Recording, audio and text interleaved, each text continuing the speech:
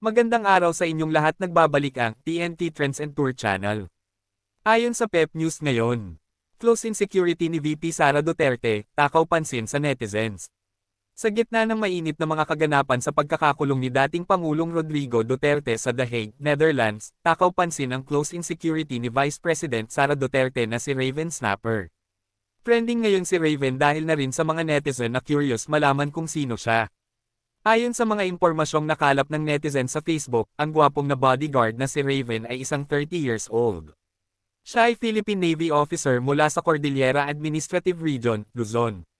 He is the youngest among 3 siblings who are all Navy officers. Nag-graduate siyang top sa kanyang class sa Philippine Military Academy PMAC Naglahi Batch 2015.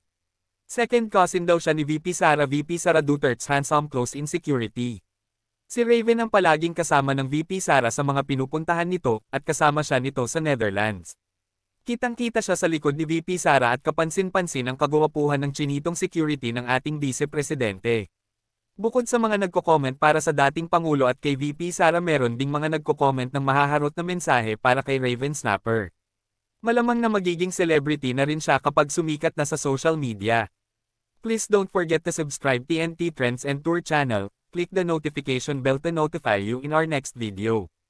Please like and share and comment down below. Thank you for watching.